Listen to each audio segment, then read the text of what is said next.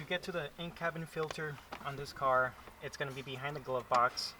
So you just pull down, and we're going to be looking at these two tabs. There's one one in this corner, the other one is on this corner. So what we'll do is basically, you're going to have to pull this up towards me basically, and then on this side you're going to be pushing away from you. That way we can release the tabs.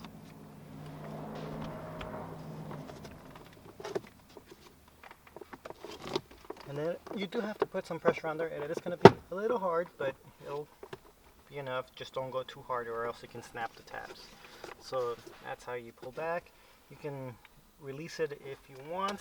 Just make sure there's nothing in there that will fall. And what we're looking for, I know it says push, but you pull back so you can release that cover.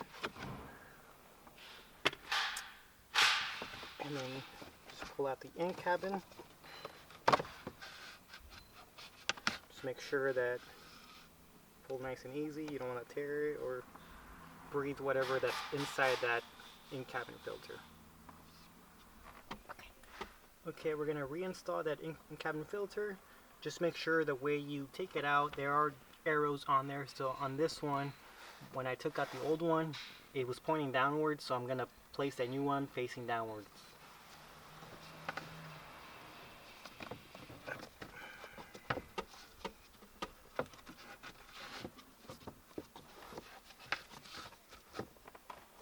Okay. And then there are three tabs on this one. Just make sure that you align them. You can't really see where it is, but you just kind of have to align the two bottom clips on there. And once it's on there, it'll go in nice and smooth.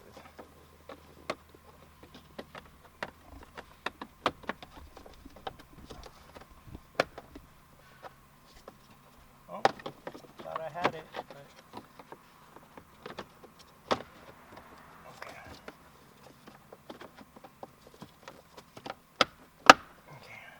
so clip on, push on, just make sure, tug on the, not where the clip is, just tug on it, make sure it's on there.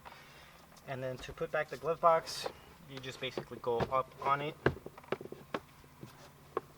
Kind of just make sure that these little clips on there have enough space just to go in there, and once it's in there, it'll go back in there. And just close it.